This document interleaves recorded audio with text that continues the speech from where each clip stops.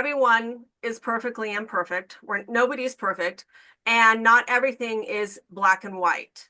And so when someone is really, let's say, stuck in, I'm really angry at this person or angry at this situation, how can you shift your consciousness to just be satisfied and content?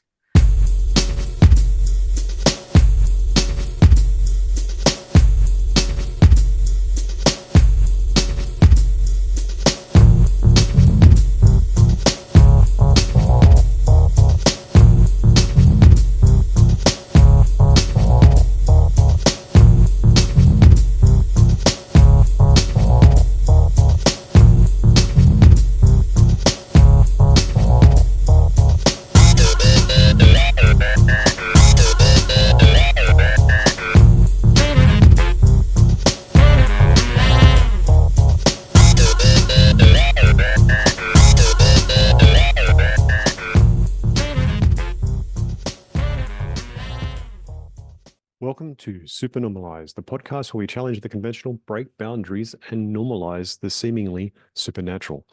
Join me, CJ Barnaby, in the liminalist space to explore less charted realms of existence and to unravel the mysteries of life experience. Each episode, I'm blessed with the opportunity to talk to regular people from across the world where they openly share their understanding and wisdom in service to others. If you're looking to upgrade your life, you've come to the right place. Be sure to like and subscribe, and I'll bring you great transforming conversations each week. My treasured viewers and listeners, if you have a life story or healing modality or unique knowledge that you'd love to share, reach out to me at supernormalized@proton.me.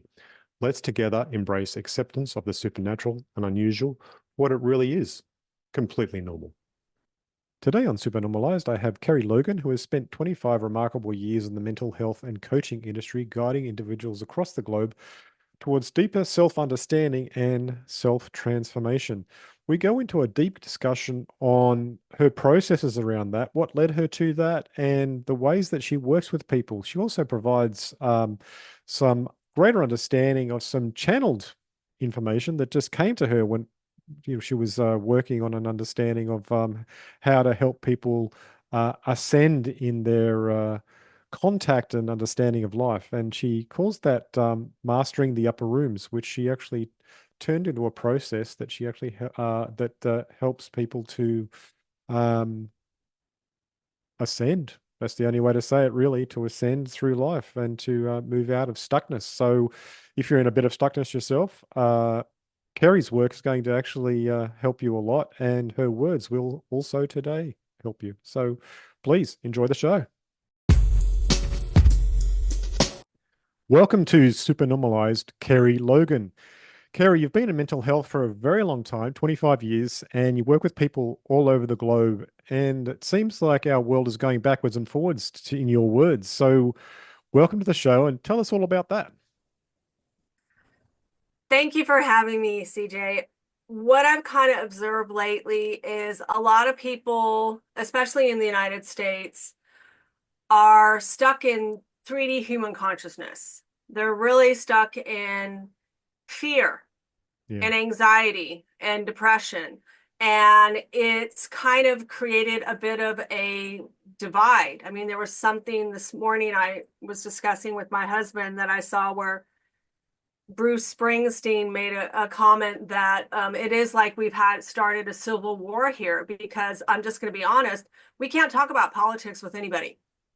And it's rather concerning, and it's really unfortunate because 10 years ago, I could sit down and have a conversation going, oh, you're going to vote for that person? Great. I'm going to vote for this person.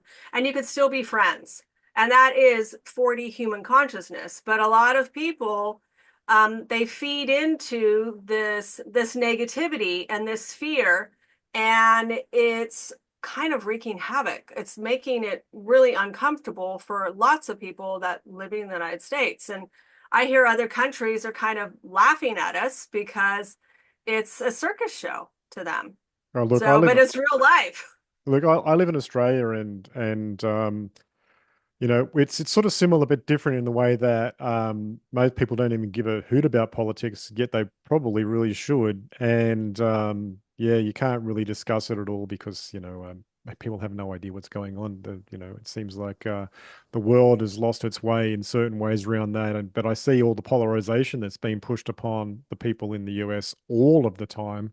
And that's a classical strategy of divide and conquer. It actually makes people go against each other rather than go against the people who are actually perpetrating all of the pain and suffering, which is really ordinary, but also just the way it is right now. I recently went on a holiday to Cambodia, and it was so free and so different by comparison. People were just friendly everywhere and nice, So what's with that? It's like they don't really seem to have that sort of same sort of drama happening and causing them all to go against each other, which is really interesting to see. But so you help Correct. people actually see through this sort of thing and then help them through that in their lives? I really help people get unstuck. Hmm. And the best way to describe it is we can get really black and white sometimes in our thinking, and you need to grasp onto looking at it like kind of taking the blinders off is the best way I look at it is you take the blinders off and you look at the gray area. Where can you compromise? Where can you be neutral? Because everyone is perfectly imperfect. Nobody's perfect, and not everything is black and white.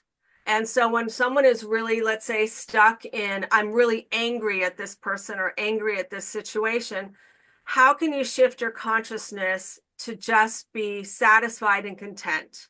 Whether you like what the answer is or not, but can you get to that place? And can you move up to where you can find forgiveness or acceptance, where you can be optimistic instead of just, it's got to be my way or the highway. And so it's that really split thinking way of viewing it differently. So for example, I was working with this one gentleman that was very angry with his ex-wife, was married to her for 20 years. He feels like she just ruined everything for him. And she was narcissistic.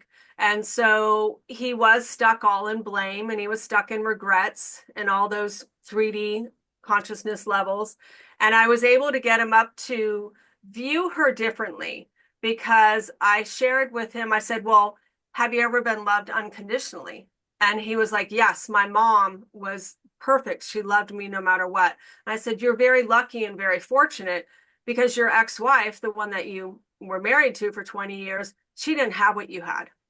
She grew up in an abusive home. She was probably mentally or verbally abused, and no child deserves to be that way.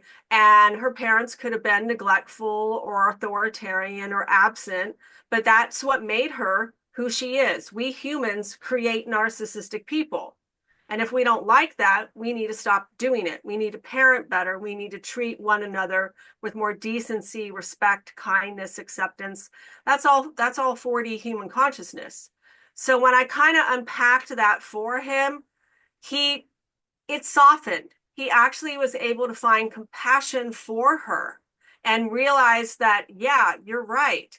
And I said, so what happened is you grew up in this beautiful home with unconditional love. You go to college and she love bombed you. And who doesn't like to be love bombed? Let's be honest. Having someone love you and just adore you, and you loved it, but you were deceived, okay? And accept that that's what happened. But what the problem is right now in your life is it's still impacting you because you then learned a bad habit from her, and you're trying to love bomb other women when you're going out trying to date. So that's why your situation isn't that healthy. And when I unpacked that all for him, he was like, "Oh my God, you're right." And I said, "Why don't you just be friends? You need to create an emotional connection first, not the physical, not the superficial, not let me try to, get you in bed or anything." These women, they're adults. They're not young children. And that's the problem with a lot of narcissistic people is they're adults in their bodies, but they're not mature up here. And maturity does come when you start to shift out of 3D into 4D. Because 4D consciousness has been clinically proven by Dr. Hawkins. It ranges between courage, and neutrality and trust and optimism and hope and acceptance and love and forgiveness. Those are all the key components of that. But when you stay stuck in the 3D, where like you're demanding, you're indifference, you're prideful, you're egotistical, you could be vain.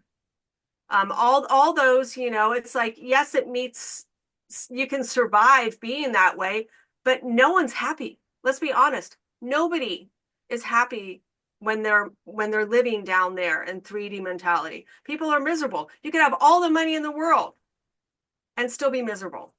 Mm. It sounds like you enabled that client to have the courage to have compassion and empathy. Yes. Yeah, I Mm. want people to develop that. And it was great because we had just a 20-minute conversation and the guy was laughing and smiling and he's like, "What did you just do to me?" He's like, I forgive her. Oh my God, how did you do this? How did you get me to forgive her? And I showed him, this chart, and he was like, "That's amazing." And I said, "Yeah, I just walked you up the steps. I knew where you were, and I walked you up each step of the way to shift your consciousness. So think about it as a ball of yarn. I just unraveled it for you." What is this chart? This chart. So I have it free actually on my website, Master the Upper Rooms. If you go under free stuff, there's free images. And if you click on it, there's one that will literally show 4D, 5D, and 3D human consciousness. Okay. Okay. And it breaks it down for you. You can use it for anything if you're working with employees, if you have children, you're dealing with someone that is dysfunctional. So Wild. do you see it? I think you're looking for it Yeah, I'm looking at it probably. right now. Okay, do you see what I mean? Yeah, that's Yes, cool. it really makes a lot of sense because all of those numbers too have been scientifically proven. Our emotions do have an energetic frequency. We are energetic beings. So when they say we create our reality, we really do. If you're stuck in fear, you're going to have more fearful experiences come into your life Mm. until you learn to rise above the fear and set yourself at new I call baseline. Baseline is courage and neutrality. That's between 200 and 250.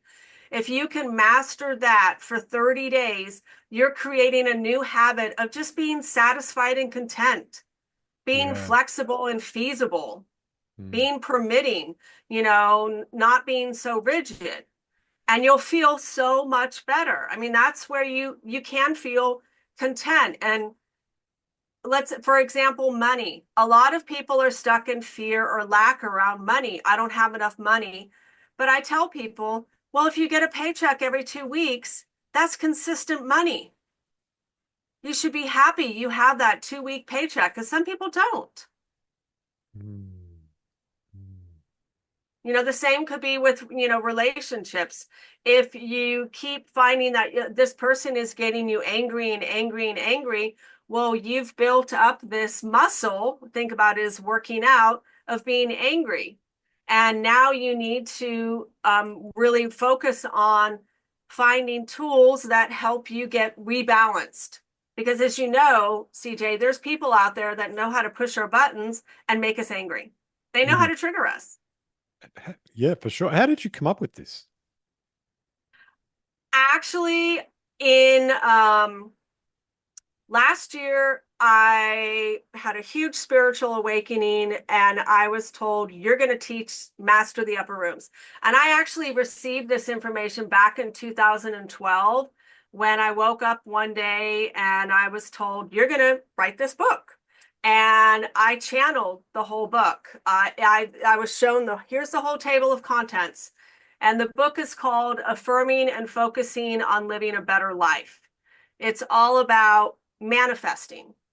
And the sweet spot that I learned about was the 5D human consciousness place, because that's where the magic happens. So I did a podcast just recently about that, how to, the magic within you and how to activate it. And I share a testimonial of a woman that wanted to have a baby. And I've been working with her for over 10 years. I helped her manifest her husband, and they were trying to have a child for at least a year and a half, did all the hormone treatments, and it was a horrible experience. And I said to her, well, what's happening is you were stuck in 3D consciousness trying to have this child. You had frustration, disappointment, regrets. You were forcing it. And this baby wants to be created out of love, not out of requirement. We're going to have sex, we're going to have a baby. No, it wants to be made out of love. And so, what I told her I'm going to do is I'm going to clean the slate in your mind, and I'm going to have you connect to your womb. And I'm going to have you fill it with all this love and good energy. And then you're going to talk to the baby. And you're going to tell the baby that whenever it wants to come, it can come, and that you're sorry, and say that you love it and you're so excited to have this new life come and develop in your body. Well, she sent me a testimonial just about 2 weeks ago where she said, I wanted to let you know after a month of listening to that recording, I'm now a little over 13 weeks pregnant. I'm expecting a baby girl in April. And I was like, yes. That's She wild. connected to love, the 5D. She connected to joy. She connected to bliss. She connected to all of that. And all of that is around us right now. All of us could connect to that if you want to. You just Mm. have to shift your consciousness. And why I like to do custom recordings, because I am a hypnotherapist, is I want it to be in her subconscious mind. I really want her subconscious mind to know she gets it. And the best example I give people is we could consciously know something and want something, but if this has a red light, it's blocking you. It's like smokers. They know it kills you. They know it's bad for their health, but they still smoke because that's what they've taught themselves. That's how they created that habit, and it's in their subconscious mind. So when people relax and slow down their brainwave patterns, it opens up the doorway to the subconscious mind, and it's listening. So, for example, when I was telling her, to imagine this, this, and this, all parts of her brain were involved, the subconscious and the conscious mind. And it just lines it up perfectly. It's pretty amazing how it works. And when I discovered this theory back in 2012 and I wanted to fact check it, I ran into Dr. Hawkins' work and I was like, do you know what you've discovered? I mean, this is amazing. But then he died. He died that same year. So I couldn't talk to him. Oh no. So I was guided by spirit, whatever you want to call it, to coach and teach this. And I was told to have everyone align with love, everyone. And that vibrates at the frequency of 500. And so I did. And I helped one woman. Here's another one about money. She created an invention and she wanted to attract an investor. And I worked with her. She's on the Gaia channel. She's worked with royalty. She's been in all these famous magazines. But she did get her investor, and he gave her $9.8 million in 18 months. Wow. Yeah. I worked with one guy that had pancreatic cancer, and the doctor said, you've got 30 days to figure out what you want to do. And I told the gentleman, I'm like, we can do this, but I'm just the tour guide. You have to do the work. I know how to get you there, but you got to really believe in it. You have to embody it and become it. Well, in 30 days, he went back to the doctor and it was gone. He did the work. Wow. Yeah. So this, So we're more powerful than we know.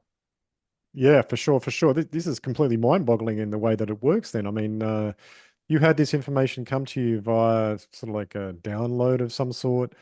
How did that Yes. how did that experience happen for you? I mean, were you doing anything unusual at the time, or was it just, you just sat down one day and went, "Oh my God, I know this."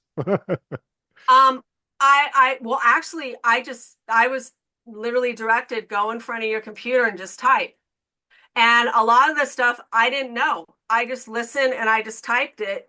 And what was fascinating when I wrote the book, one of my friends that works at UC Davis Medical Center, she's a social worker, and she read the first few chapters and she was like, "How do you know this? You're not a psychologist or a psychiatrist. You're not a counselor." She's like, "How do you know this?" And I'm like, "That's just what I was told." And she's like, "Well, everything you wrote down is in my textbook for continued education. I don't get it." And I was just like, I don't get it either. But people have asked, like, and I think it's a good question of why sometimes do you think spirit talks to different people? And the best way I can describe is you're humble and you're non-judgmental and you're really doing it out of service, out of your heart, because you care about humanity and you want this place to be a better world. And that's what the title of the book was, living a better life. And that's what I want for a lot of people is to just be happy and content. You don't have to have gobs of money.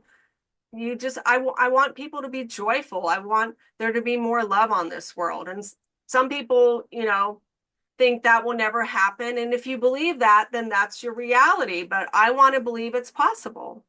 Mm, mm. No, it definitely is possible. You've proven it already with the work you're doing. Yeah, and it's just is like one person at a time. Where are you stuck?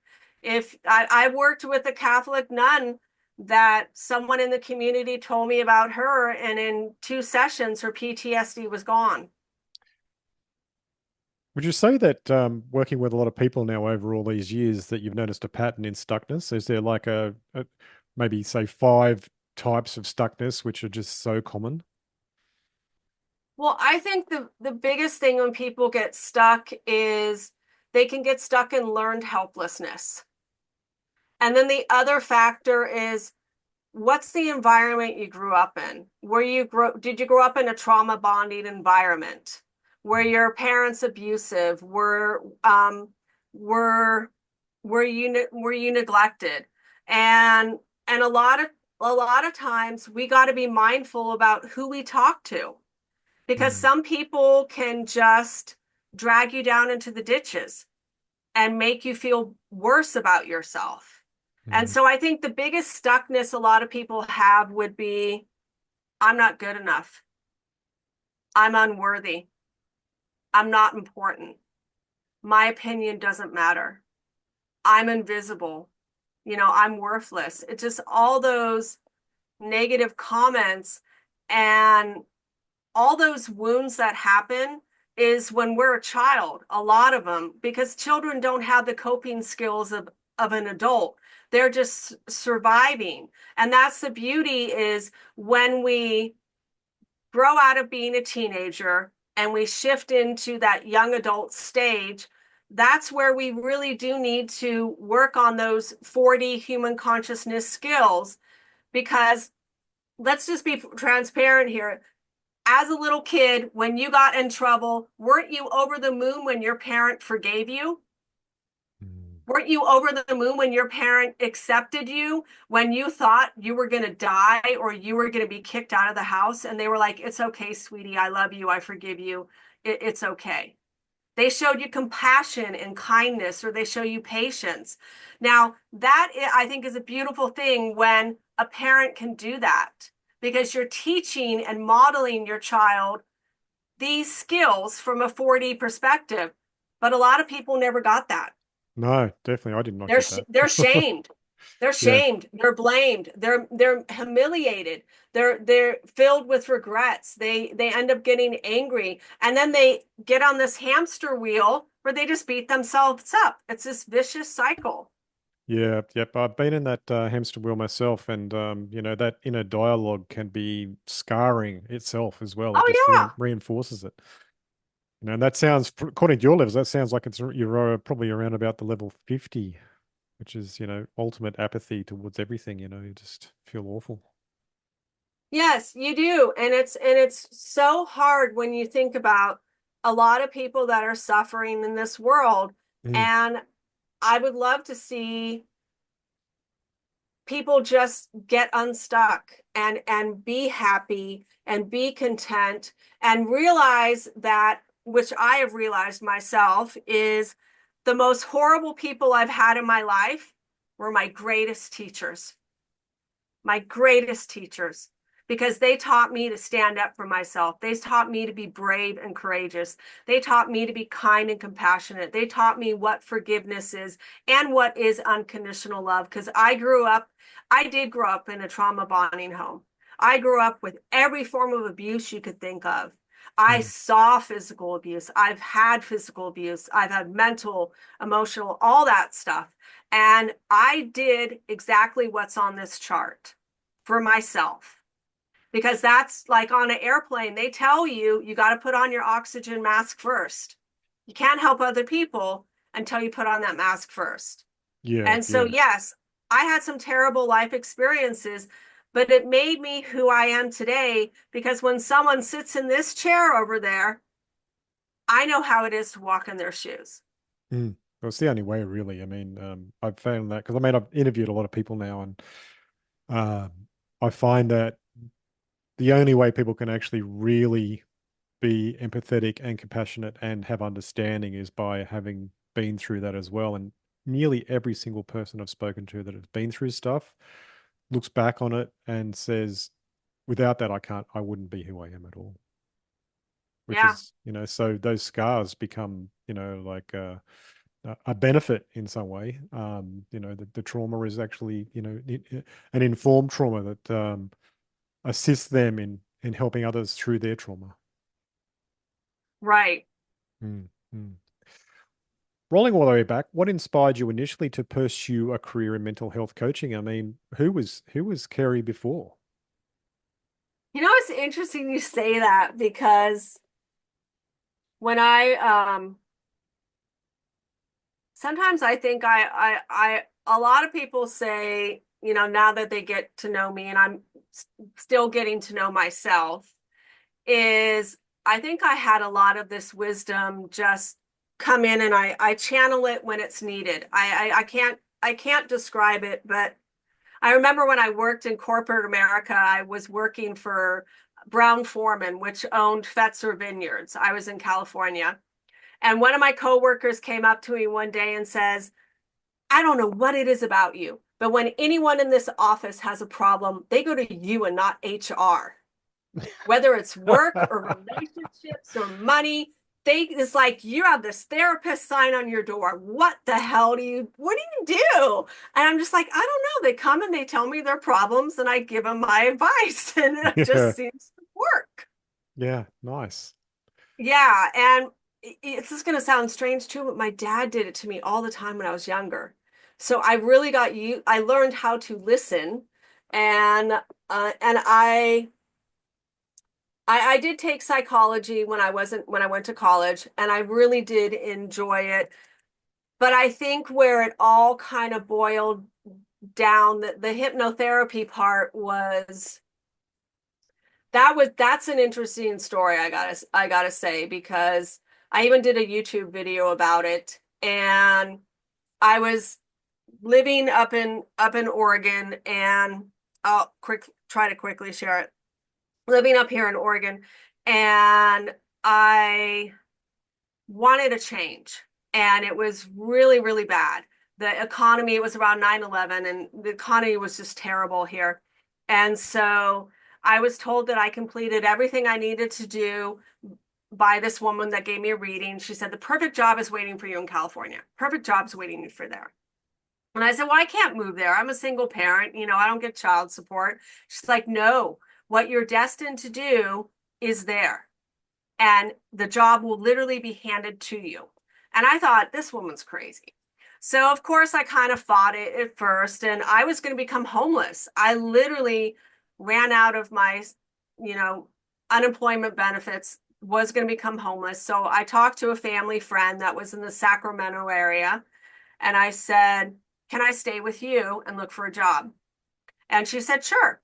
Well, a week and a half after being there, I think, or maybe 2 weeks, I got a phone call about, can I do an interview?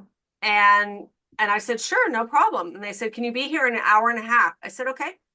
So I show up and it literally was a hypnosis clinic, positive changes hypnosis. And I was like, oh, this is awesome. I know all about hypnosis and meditation. This is really cool. Gives me a tour of the center. And I had a portfolio like 3 inches thick. We sit down in the meeting room, like, so do you want to see my portfolio? And he's like, oh, no, you already got the job. I knew I was going to hire you the minute I read your resume. Yeah. So she was correct. It was handed to me. And then I got all the training I needed for free. They actually paid to train me, and it was better getting training through them because it was extensive. It was like weight loss, stop smoking, personal change, cancer, um, hypnobirthing. I mean, even nutrition classes. I got an award as the best weight loss and nutrition coach of the year through them. But here gets the real kicker. And they taught me coaching and everything, which was amazing. So the day before Thanksgiving, I got in a disagreement with the receptionist who was the owner's sister. And I went to my manager and I said, I think she's trying to get me fired. And she said, actually, she is. And here's your final check. And I was like, what? It's the day before Thanksgiving. I said, I'm the best one here. You've got 3 months of clients booked with me. And she looked at me and she said, she's family and you're not. So you got to Ooh, go. yeah, So I wow. went home and I was like, God, if this is my calling, this is what everyone says I am supposed to do. Give me a sign that is so clear, I cannot mistake it. Give Mm. me a sign. And I called that woman up, left her a voicemail, and I thanked her for firing me. I literally thanked her. And I said, I'm going to look back one day as this is a blessing in disguise. Well, the next day, a client comes over. She was planning to come over anyway for Thanksgiving. We became friends. And she said, I've been sitting on this nest egg for so long that I feel so bad about what happened. And you really do have a gift. I want to help you out. No strings attached. In the Thanksgiving card was a check for $10,000. Yep. And she told me, start your own business. And I did. And the cool thing is when I did work at the hypnosis place, two brothers started the company. It was Michael Porter and Patrick Porter. And Michael Porter was my district manager. And he actually totally did inspire me to become self-employed because he said, I've met hundreds of hypnotherapists, but I've never met anyone like you. And when he learned about my spiritual side of what I do, he was like, that was the cherry on top. You're too good for this place. You really need to have your own business. And he himself gave me $500 worth of web development software to start my own online business. I Wow, mean, there were that's so great. many people in the universe that were like, no, this is what you need to do. We're going to line you up with this. And it just happened. And I'm so blessed and grateful for all of it because now I'm helping people all over the world live a better life. That's awesome. What a great story. Yeah. So, can you share experience of channeling guidance during your work? We all work with clients. How does that come through? I mean, it must be something of an intuitive process that you relax into when you're working with them and just get ideas about which way to go. How does that work? So, how it works for me is a lot of times I've gotten to the place where I can decipher what is my voice in my head and what is something for them. Okay. And so when I talk to someone over the phone where I'm just coaching over the phone, I can read them really easily. And it's the best way to describe, I mean, what a lot of people have said is you can go to counseling for 10 or 15 years and the counselor has you figured out. I can figure you out in like 15 or 20 minutes. I don't know how. It's just what flows in is like, this is what their issue is. This is what's going on with them.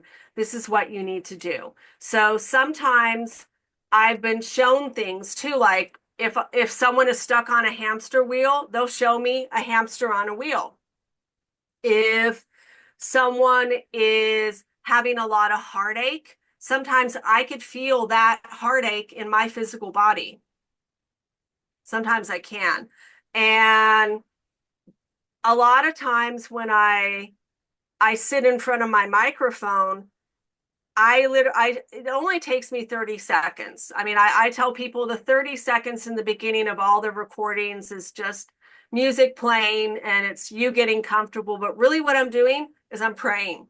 I'm sitting there and I'm connecting to this and I'm connecting to you and I'm connecting to whoever in the universe wants to come through for the highest and the best in this person.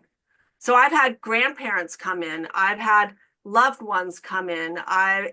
It all depends who wants to come in. I remember one time working with a lady and I was doing inner child work and something said to me, tell her you're my sweetie pie. I love you so much. You're my sweetie pie. And at the end of the session, I look at the woman, I'm like, who was that? Who said you're the sweetie pie? She started crying. That was my grandmother, my grandmother. I Oh, was like, oh my God. It was like beautiful. yeah, it's And sweet. there, yeah, and there's been times where I remember this one was really weird for me. The person was about to walk out the door and her grandfather showed up, just boom, showed up in my mind's eye. And he said, put your hand on the door like this. Just block the door. She can't leave. I got to tell her this. And I said, okay, this is going to sound so embarrassing, but your grandfather's here. I described her. She's like, oh my God. And I said, he wants you not to talk about any of this with your family because they embarrass you. They humiliate you. They make fun of you. They belittle you and they think you're crazy. And she's literally started crying. I do make people cry. Sorry, I shouldn't admit that. But she was just like, you're right. They do. They make me feel so bad. And she would see him and talk to him all the time. I can't see them like in physical form out. But some people can see actual spirits. I see them in my mind's eye. But she said, yes, I talk to spirits all the time and they think I'm crazy. And I'm like, you're not. So he doesn't want you to tell them anymore because he knows it really hurts your feelings. And that should be personal and private with you. You can share that with me because I'm not going to judge you. I'm going to be like, hey, that's totally cool. Honor it. Believe in yourself. But yes, there's times I get downloads. For me, those are the best ones I love. So there's a podcast I'm about to do giving examples of all about 3D human consciousness. And I was just lying in bed, getting ready to go to sleep about 2 or 3 days ago.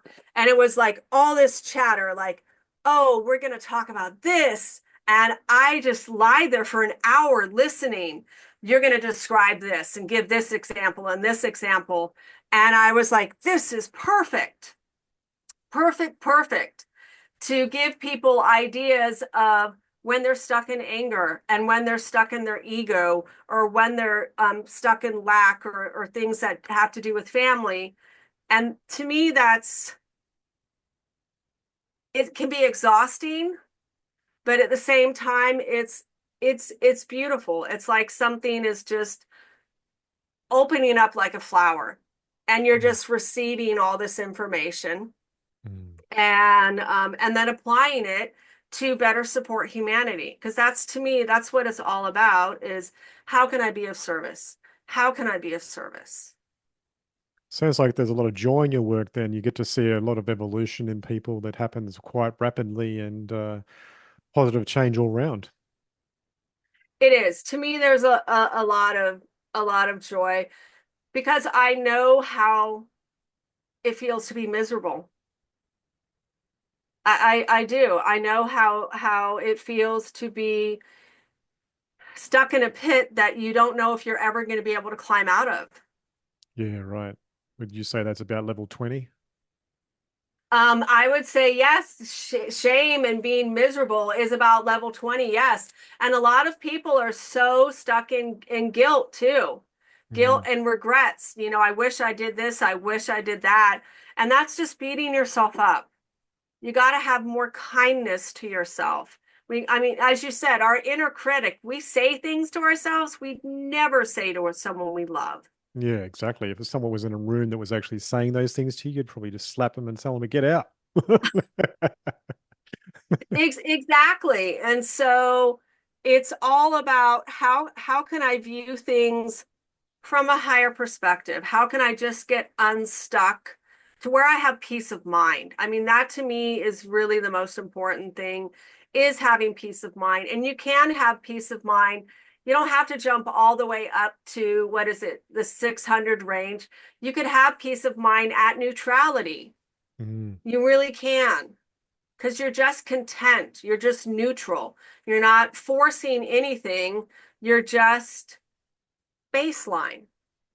You're mm, just satisfied, satisfied with your work, satisfied with your family, satisfied with your relationships, with your relationship with money, just satisfied in all areas and aspects of your life. And so when we get triggered by something, that's the opportunity to go within and discover, why did that trigger me? Let's say you hear an angry voice in your head. Well, is that angry voice really my voice? Or is it my dad's voice? Is yeah. it my mom's voice? Mm, Whose yeah. voice is that? Yeah. Or is that that little boy in me that didn't get what I needed when I was growing up? And this person just brought it out of me. And I need to look at it. Yeah, very Yeah. important stuff. I mean, I know myself when I started to self-examine in a really deep sort of way back when, that I did discover some of those voices weren't exactly me then, and it was, angry parents, Yep. and I'd made it my own personal egregore, which is like a little spirit that attacks out of that angry parent, and it was there ready to go at me anytime I did something wrong. I was like, what? you know and once I banished that loop of discouragement, I could rise. Yeah, you can. And I tell a lot of people too, because I do a lot of inner child work with people.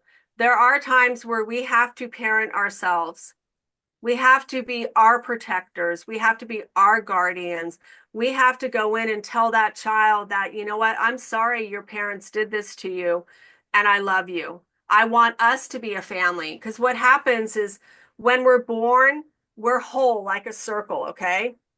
But when we have life experiences that are pretty dramatic, think about it as a pie cuts away from the whole.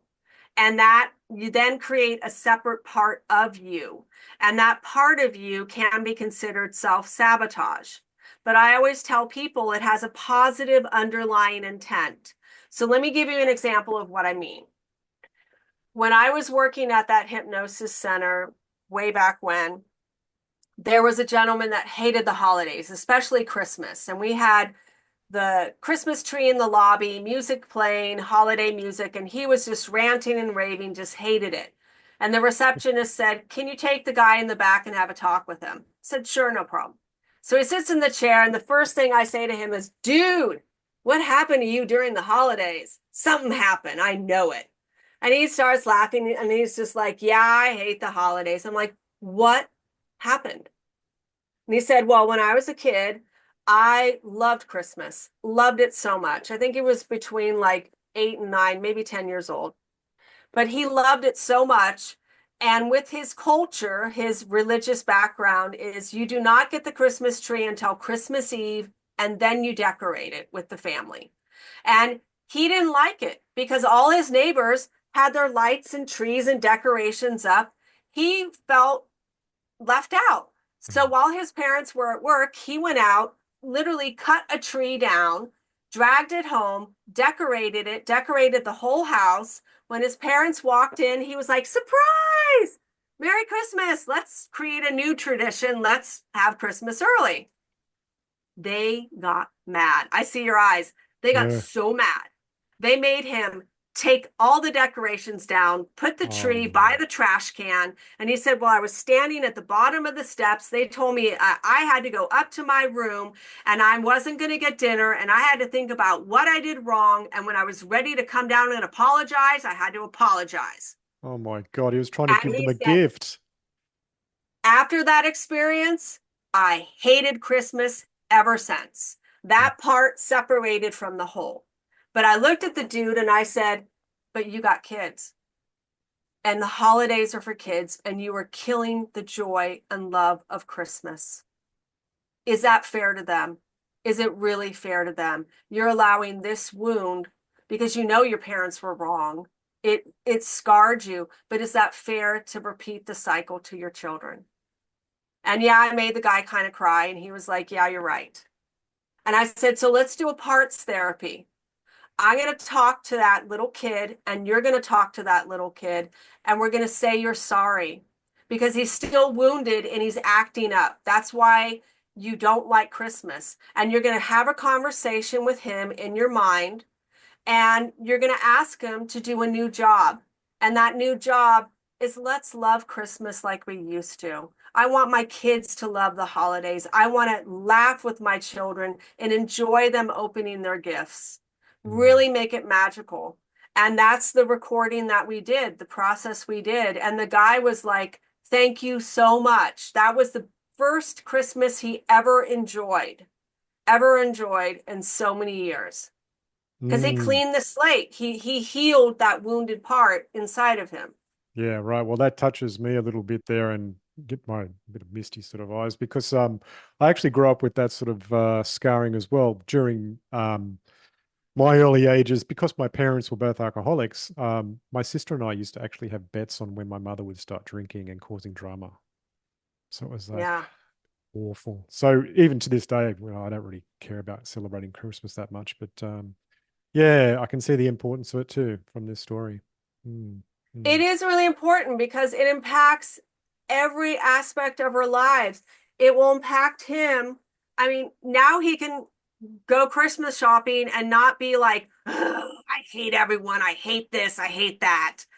He can just be like, okay, I mean, I can go online now and get presents. I'll go to Amazon and get presents or something, Yeah.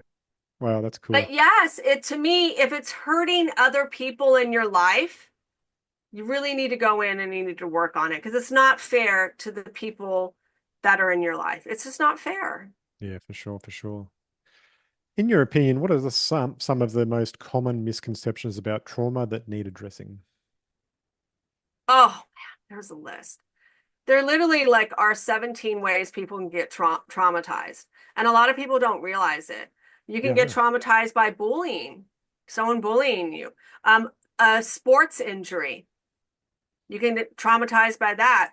A car accident. There's natural disasters. There's hate crimes, gangs, things like that. There could be emergency room. You have to go to the emergency room.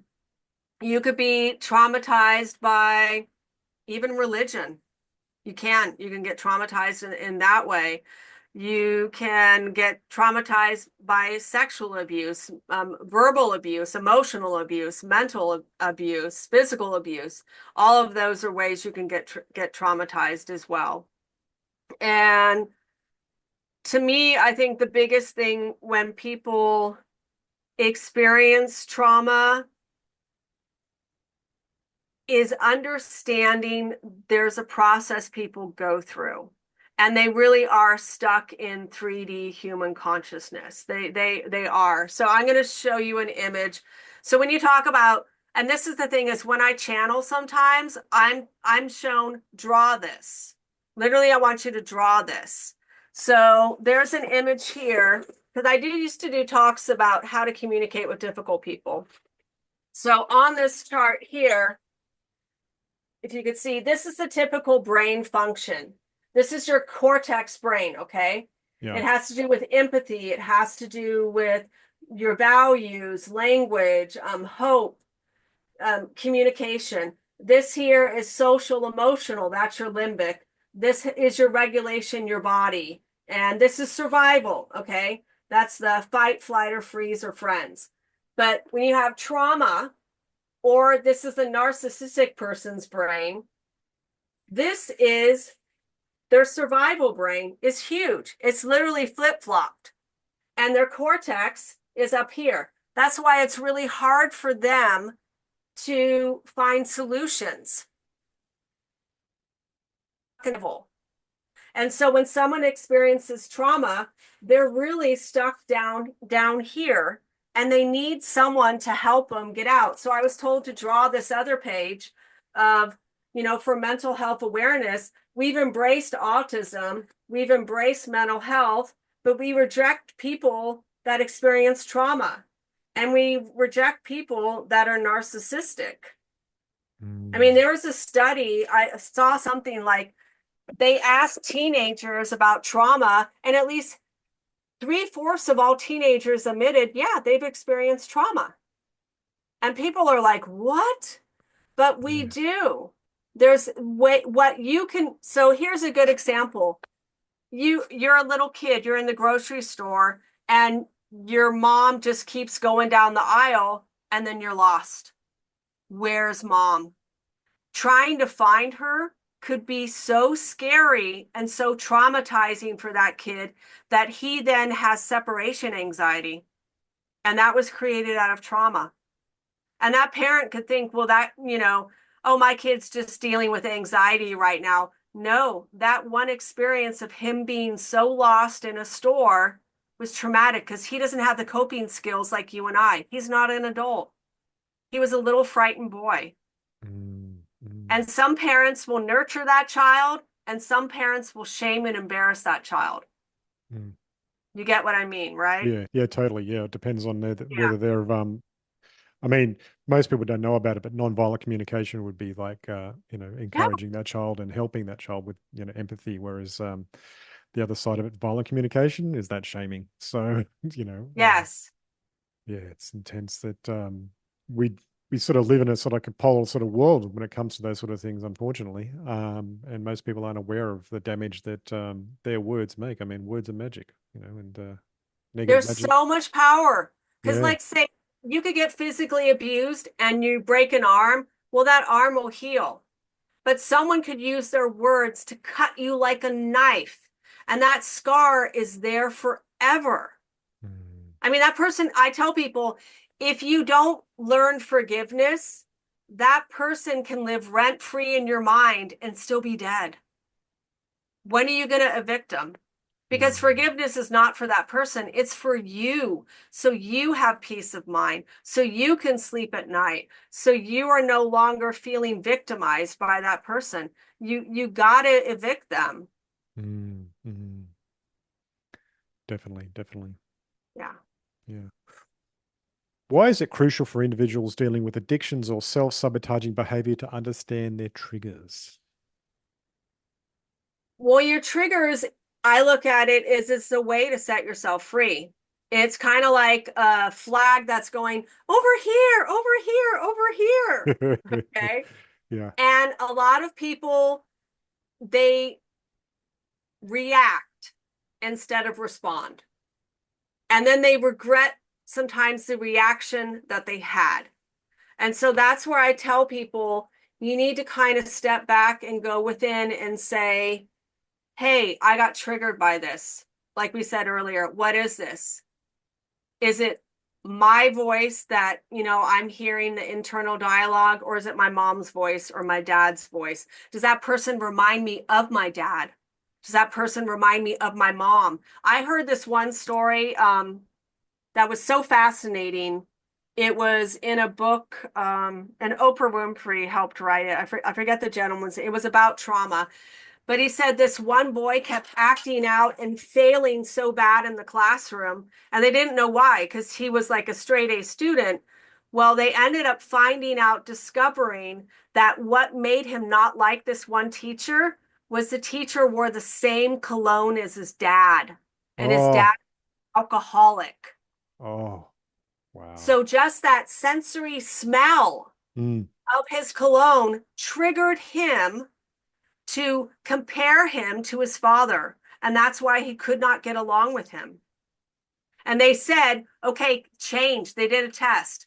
Change the cologne, change your aftershaves. And as soon as they did that, the kid was totally fine. Didn't bother him at all. Wow, that's interesting. Isn't it interesting? Yeah, there could be all we have so many different triggers, but when we get triggered, that really is our sign to go in. What is it? Is it the tone of their voice? Is it their body language? Is it the way they stand? Is it what I smell?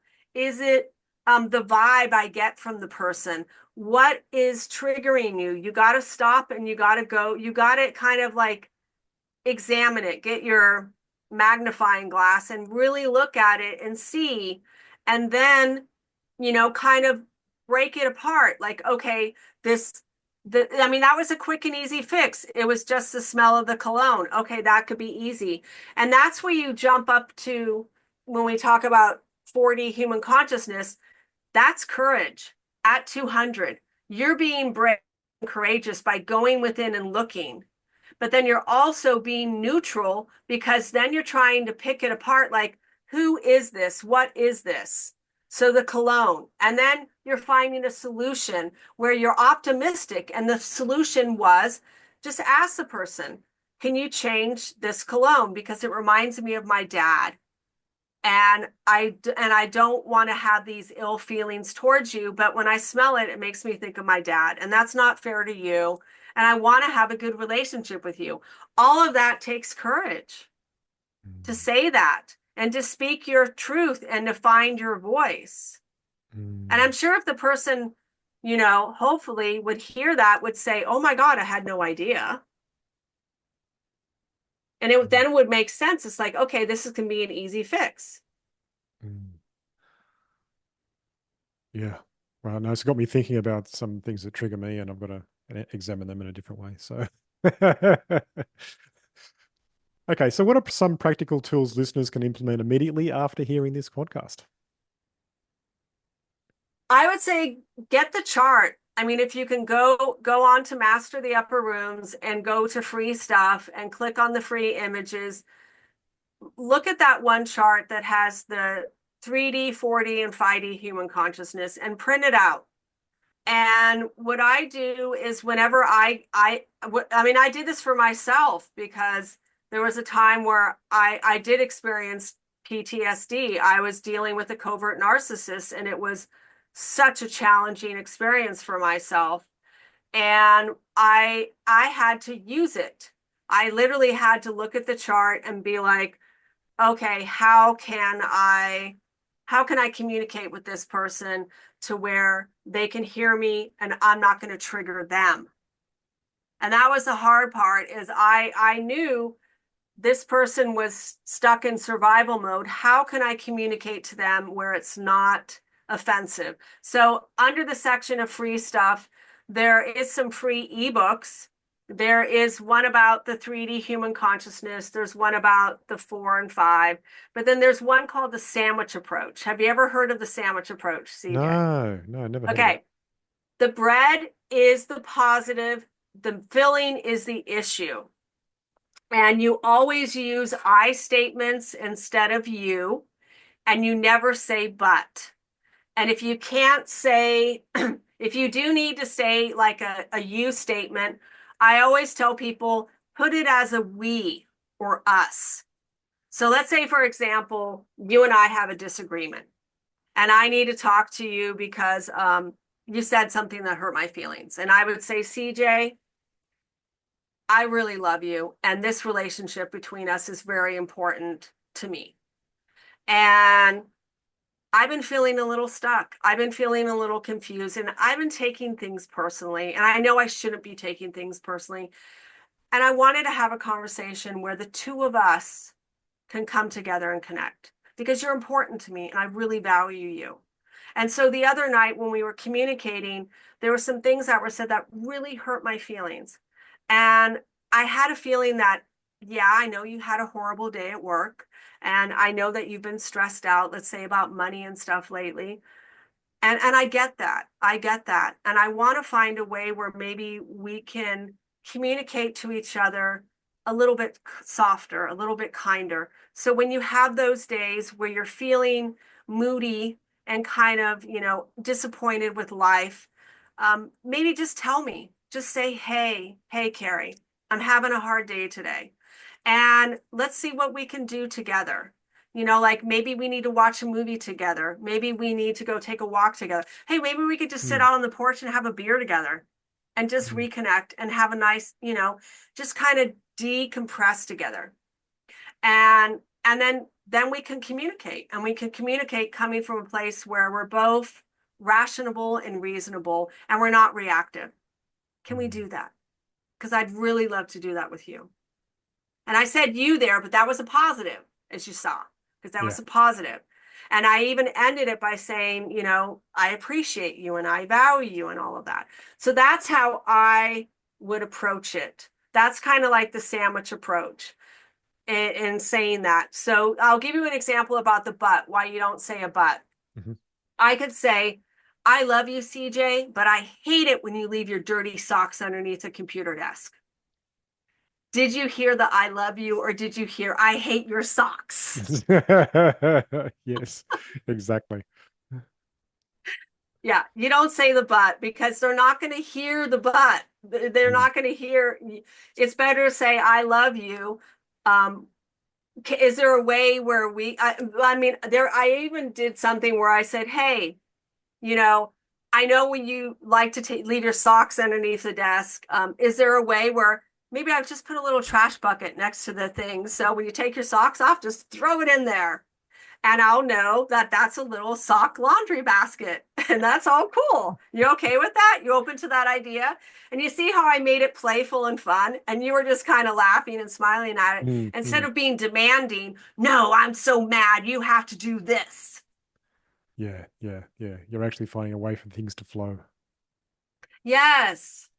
Mm, mm. Because it's about clear communication. Yeah, yeah. Well, Kerry, we're coming towards the end of the podcast, and you've shared so much amazing information that I know that everyone listening will appreciate. I will provide links to your website. Is that the best place that people can find you and all the information about you? They can find me there at Master the Upper Rooms, and they can also find me on Empowered Within. That's the first company that I started. It's got over 900 different audio recordings. I'm on YouTube. I'm on Insight Timer. That's a meditation app. And there's Nice. a bunch of free stuff out there. And just, explore it, try it. And I say, see what fits for you. And if you want coaching, I'm here. You want a custom recording, I'm here. And I've been voted the best in my area for the past 14 consecutive years. So I'm good at Nice. what I do and I love it. Excellent. All right. Well, it's been a pleasure talking to you, Kerry. Thank you so much for coming on the Hey. show and sharing all of your knowledge and wisdom. And I'll just say goodbye to listeners. Okay, you take care, CJ. Bye. Bye. It was touching talking with Kerry today because there was quite a number of trigger points that I actually found myself when she was talking about some of the work she's done with clients and the things that she'd worked through with them. So all power to her with her and her work. I mean, it's amazing what she's doing. I've provided links to her step into the upper rooms sort of guides that she has on her website. So, and that's in the show notes. And if you've enjoyed today's show, please like and subscribe. And if you are on YouTube, that is, and if you're on a podcast app and you know that somebody needs to be able to get out of stuckness themselves or are looking for ways to ascend in their understanding of life, maybe have a look at Kerry's work. Reach out to her, say thanks to her directly for coming on the show if you like. And if you could, that'd be great. And until next episode, thank you so much for listening and bye for now.